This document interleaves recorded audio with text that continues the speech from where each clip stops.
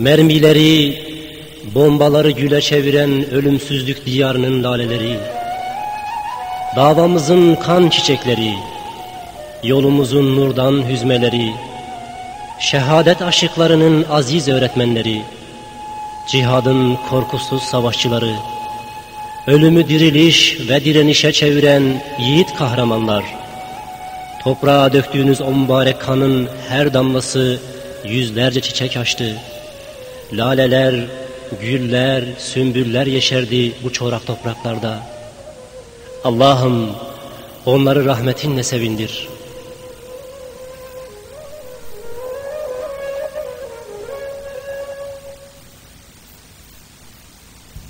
Bundan tam 30 yıl önce 1992 yılında 26 Haziran'da bölgeye musallat olmuş, yabancı güçlerin bölge üzerindeki oyunlarına piyonluk yapan bir örgüt, bir hareket,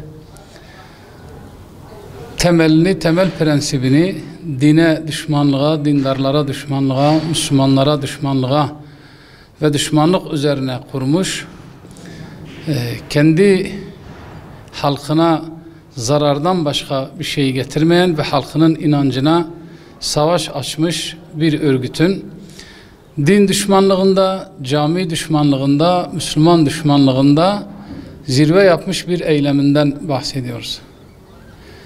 Susa köyünde, Silvan'a bağlı Susa köyünde 26 Haziran 1992'de bu insanlar şeytanca bir plan yaparak asker elbisesi giyerek köyü basıyorlar, köyün camisini basıyorlar.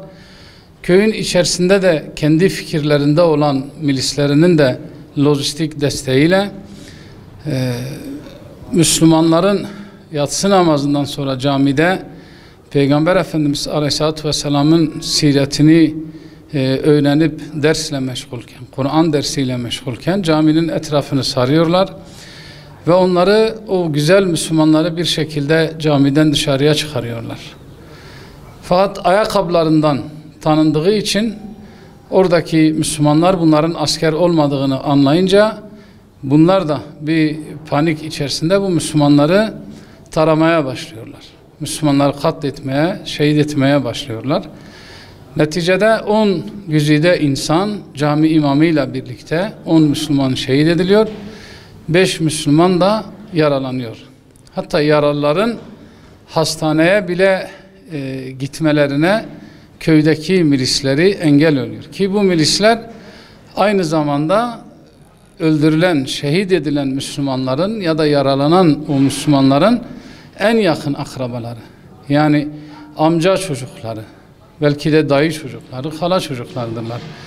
Yani öyle bir vahşetle işlenmiş ve öyle bir kindarlık, düşmanlıkla işlenmiş ki yani akrabalık bağını koparmış, insanlık bağını koparmış bir şekilde yaralıları dahi hastaneye götürmemişler. Tabi bu İslam tarihine baktığımızda yani bu eylem kafirler tarafından, İslam düşmanları tarafından yapılan ne ilk eylemdir ne de son eylem olacaktır. Bunun aynısını Peygamber Efendimiz Aleyhisselatü Vesselam'dan takriben 200-250 sene önce Yemen'de Uhud ashabına buna benzer bir eylemin yapıldığını, iman eden insanların canlı canlı ateş dolu hendeklere atıldığını görmekteyiz. Yine Filistin'de El Halil katliamına bayramda, mübarek bayram gününde El Halil katliamına şahit olmaktayız. Bundan sonra da bu tip katliamlar devam eder. Çünkü bu bir hak ile batıl savaşıdır. İyi ve kötünün savaşıdır. Doğru ve eğrinin savaşıdır. Elbette ki onlar yani tuğyan eden bu insanlar şeytanın adımlarına uyacak, heva ve heveslerine uyacaklar. Kaldıkları bölgede kendilerinden başka hiçbir ses istemeyecekler. Fakat biz Müslüman olarak da biz de Allah'a iman etmişiz, Resulüne iman etmişiz, ahirete iman etmişiz ve Allah Celle Celaluhu'nun bizden istediği o İslam medeniyetini hem kaldığımız bölgede hem tüm cihanda hakim kılmak için elbette ki bizler de elimizden geldiğince mücadele edeceğiz. Bu hak ile batıl mücadelesi böyle sürüp gidecek. Dolayısıyla Yani onların bizi şehit etmeleri, onların camilerimizi basıp bizleri katletmeleri, Kur'an'ı yandırmaları, camilerimizi tahrip etmeleri asla biz Müslümanları ne bir umutsuzluğa ne de bir gevşekliğe sevk etsin.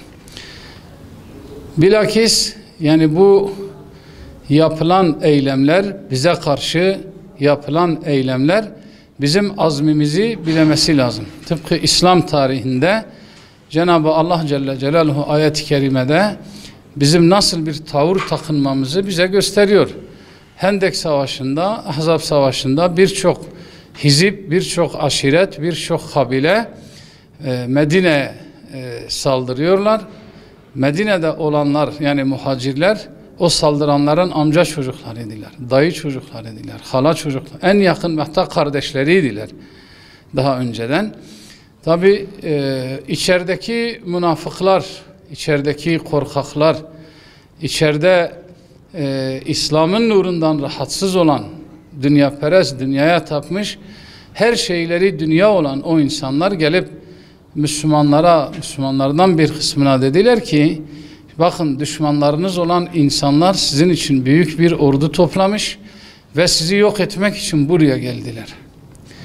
İşte o Müslümanların cevabını Yüce Rabbimiz Kur'an-ı Kerim'e nakşetmiş ve kıyamet gününe kadar bize bir rehberdir.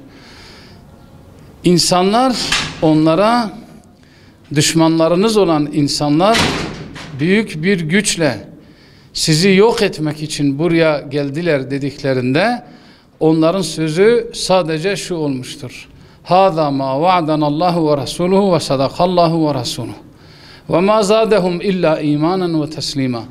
İşte bu Allah'ın ve Resulünün bize vaad ettiği hakikattir. Allah ve Resulüne vaad etmişse bu gerçektir.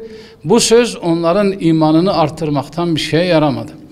Dolayısıyla bizim davamıza, şahsımıza yapılan bütün eziyetler, çileler, öldürmeler sadece bizim azmimizin artmasına sebep olur. Sadece bizim mücadelemizin artmasına sebep olur. Sadece bizim şehadet aşkımızı artırır. Bundan öteye bir şey gitmez.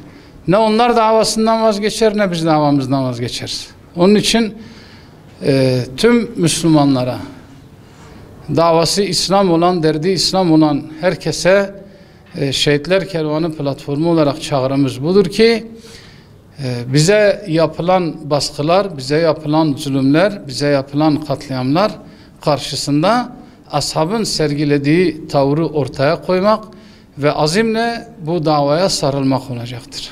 Bu meyanda 26 Haziran Pazar günü Susader tarafından Susa şehitlerini anma etkinliği düzenlenecek. 26 Haziran Pazar günü saat 3'te. Halkımızı buraya bekliyoruz.